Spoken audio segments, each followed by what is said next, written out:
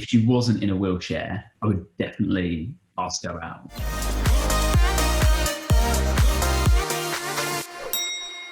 This is Salt's YouTube channel. I'm Lauren Windle and I'm joined by Jade and John Reynolds. So you guys do Bring to Light podcast, which I've been on, and we talked about like addiction and stuff, but you just did one talking about Jade and your life story, and I did see that it really quickly became your most listened to podcast episode. And yeah, I mean, I'm delighted for you, but also marginally offended for myself. So, yeah, I think you could be. I think it was a second. It's a close second. For people who aren't familiar with you and your story, just explain what your disability is and what that looks like for you, and how and when that started. Yes, so when I was 12 years old, I developed something called acute transverse myelitis, so a bit of a mouthful.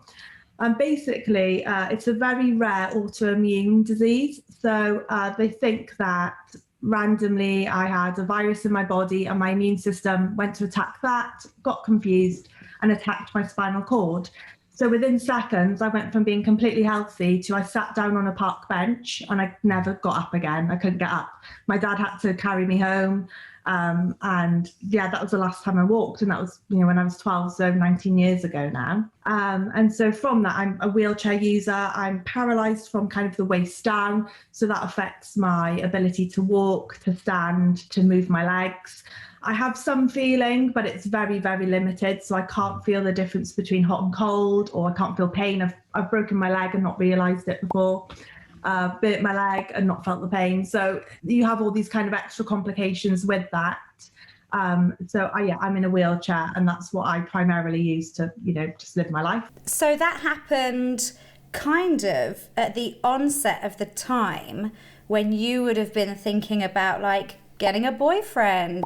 How did your outlook change towards dating and sort of thinking about starting dating or dating in general when all of that happened? Yeah. Because I was coming to terms with my disability, and you almost have to relearn how to live your life again. I even had to learn how to sit up again because I had no balance, dress myself, learn how to do everything. So for me, I almost became a baby again at 12. So it probably took me a few years to get to the point where I felt like I was becoming more independent. So probably about 17, 18, that's when I started to think, I actually have space in my life now to be able to consider a romantic relationship. But it was also quite a scary prospect because I didn't really see anyone around me with disabilities, or obvious ones anyway, that I could see and think, they've got a disability and they're dating, or they've got a boyfriend or girlfriend. I didn't really have any examples around me. So almost part of me was a bit like, maybe I won't be able to date. Like maybe I won't get married, or I won't have, kind of anything like that in my future. So I just kind of thought, rather than kind of, feeling down about that, I just kind of thought, well, I just want to live my life. I want to enjoy it. Like I have amazing friends, I have amazing family. Like, why don't I just, rather than looking at what I don't have, I look at what I do have.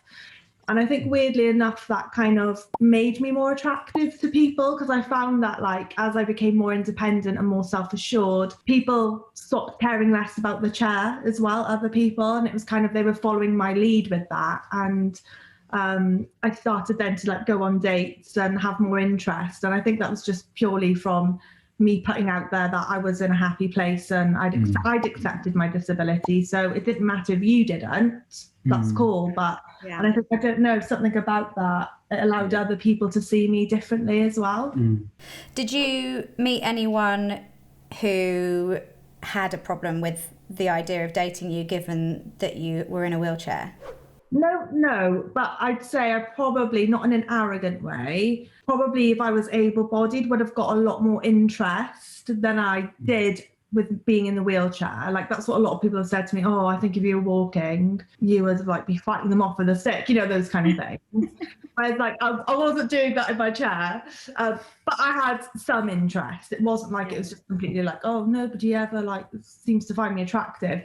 It's usually the people that I didn't like back, or that kind of thing. Freaks. And eventually you were just settle for one of the freaks. This is the best freak I'm going to get. If you're enjoying this conversation, don't forget to hit like and subscribe for plenty more where that came from. But so you did a little bit of dating, like back and forth. Were there any real, like, did anyone ever say anything and you were just like, you're just clearly an idiot, you know? Not anyone I've dated. People who I haven't dated of the opposite sex have said stupid things to me where I've been a bit like, really? Like, just not very thoughtful. Or remember one guy, he meant it as a compliment, but he was like, oh, you're the first disabled person that's actually made me think about like disabled relationships and like disabled sex. I like didn't know the guy very well. Oh. And I was like, oh, I don't know how to take that. Thank you. But I'm glad you're kind of, maybe it's shifting your perception of disabled people, but like to go straight down like the sex route. Yeah.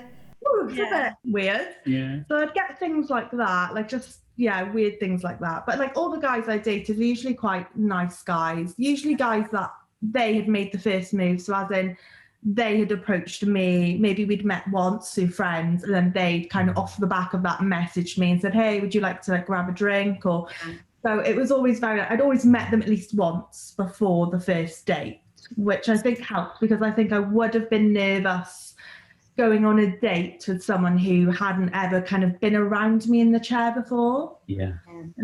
Because I think now obviously everyone's on like, you know, all these dating apps and things. And I think I would have found that quite daunting, I think, because I think when you're disabled, you are more vulnerable than the average person. And even in our first date, like I very much led the way and said, right, this is what you need to do to like get my chair in the car and things. And you were fine with that. But like, if I didn't know you, I would have been a bit nervous being like, hi, can you do this for me? Or can you do that? And like, there's a bit of a trust that you need to build first. Would you, I find anyway. If you're on a dating app, would you have just not said anything and got to the restaurant first? No, I would have sat down. No. And then the person comes in and then about an hour into the date, you're like, I just need the toilet. And you like wheel off and they're like... Oh, do you almost feel sad that now that you're married, you don't have the opportunity to do that? Can you imagine how awkward that would be? Well, also, they'd feel like it's too offensive to say you're catfishing them. So they wouldn't know what to say. Yeah, that would be a real test of that person's character.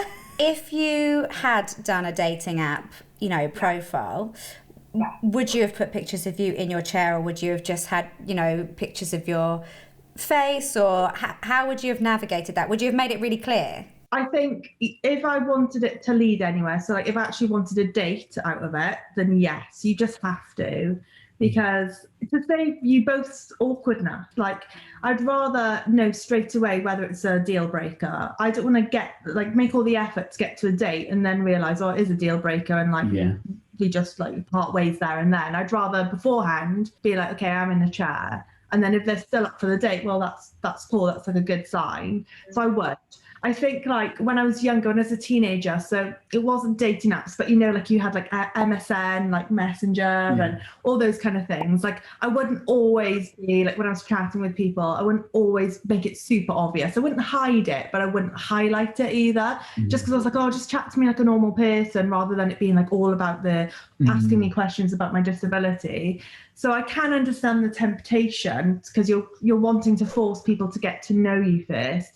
But I feel like ideally, if you want a date with the person, you have to tell them before the date. So how did you guys meet? So we met at London School of Theology. I was second year, Jade was first year, and I was on the student committee. So part of like that role was like welcoming people. And so we met in a laundry room, didn't we? We did, yeah. So the on-site laundry room at LST, and you came in and you had all your washing like on your lap. Yeah. And I remember saying to you, like, I think you should get a laundry box for all that, like where you're just carrying it all loose. And you were like really confident and sassy back straight away. And you were like, laundry box? Like, don't you mean a laundry basket? And I was like, oh, flip, I know she's right. But I was like, I'm doubling down. I was like, what, you don't have laundry boxes in Wales? Like and stuff. And so I thought that was the difference about her that was like the least offensive thing for me to point out. I went back, we like all the committee had like, I did a lot of the freshers on Facebook so we could like send them links to events and stuff. And so I sent you a message being like, I'd Googled laundry boxes, sent you a message and was like, see, like they do exist. And so, like, I think that was like our first sort of interaction where I was like, oh, you're really fun and like really confident and like down to earth. That I was dating somebody at the time and things, and like didn't think of you in that way. It wasn't like, oh, he was too short. He was too short for me, in all honesty. I was just like, nah.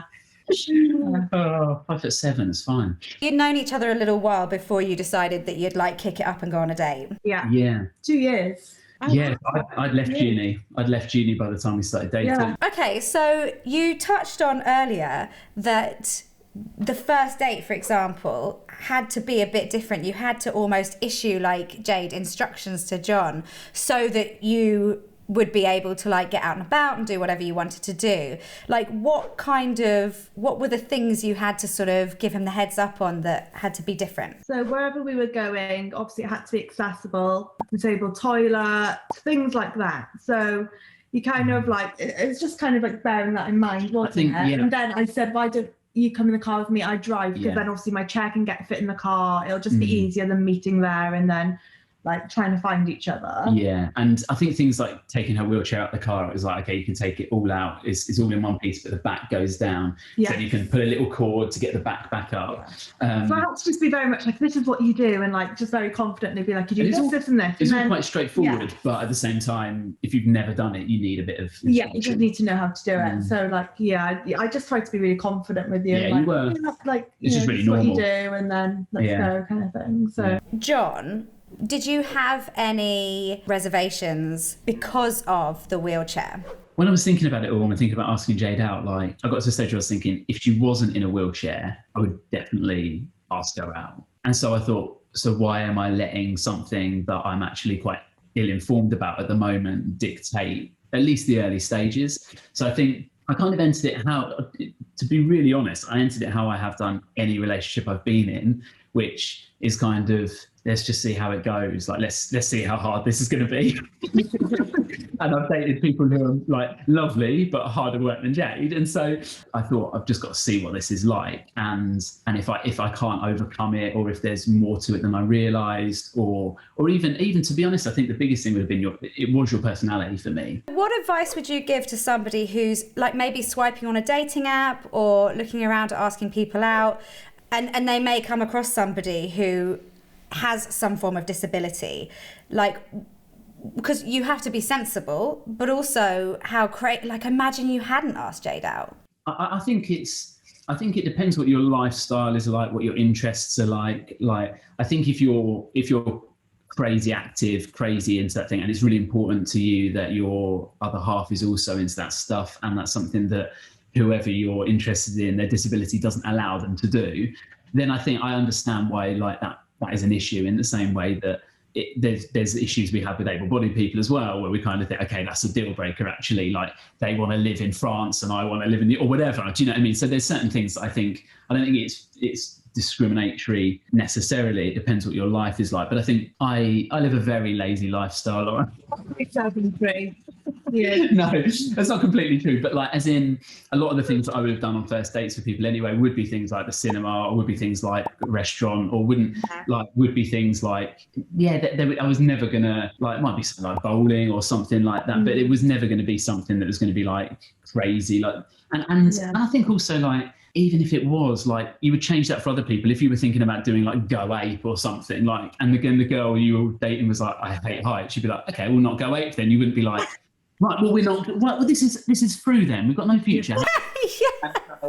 I think it was like, just doing those things. There's so many things that we can still do that, that we both had a shared interest in. That I would just say, like, unless it's a very obvious deal breaker for you, don't let your fear say your no for you, kind of thing. Like, see what it's like. And I think for some people, I remember some of my friends genuinely said, like, you better be really serious about this, because if you can't break up with someone in a wheelchair. And I was like, which I found really annoying. I was like, yes, you can. Like, she's an adult. I mean, she's not. I face being paralysed suddenly in my life. I can face you leaving me. Like, it wouldn't be the biggest upset of your life. Oh, guys, no, let's not. Come on, guys. It probably would, but. And again, I think if things were a lot harder than I realised they would be, even then, I think it's like, it's actually loving to you to say, I'm really sorry, like, but I'm not the guy for you, as in I can't do everything that you probably want me to do. And that might not just be physically, but that might be relations too. But that's I think the relationship isn't that different to able-bodied girls I've dated, really, as in so much of it's relational and personality-wise and character-wise and things, as opposed to physical. So just a last word from you then, Jade. If there was somebody watching this who in some way, because it's, you know, as we've said, disability is not, it's not just a person in a wheelchair, like it's an absolute spectrum of different things, but in some way has something that physically makes them different or just makes them different. And they're worried that actually that means that they aren't worthy of or entitled of or going to be chosen or wanted by someone else. Like, what would you say to that person? I would say that when you realise that God accepts you with your disability and he's still going to use you and it's not a big deal for God, then it becomes not a big deal for you. And then it's not a big deal for others. And I'd say, like, yeah, don't let your fear stop you from like taking chances, and don't be defined by a disability. It's part of you, it's part of your life, but it's not who you are. You are fully worthy, and like God has a plan for you, and it doesn't have to stop you doing anything. You just have to be real about your limitations, but you know, that's the only way you can then overcome them. Yeah, just so wise. Thank you so much for joining us. Thanks for watching Salt's YouTube channel. Don't forget to hit like and subscribe.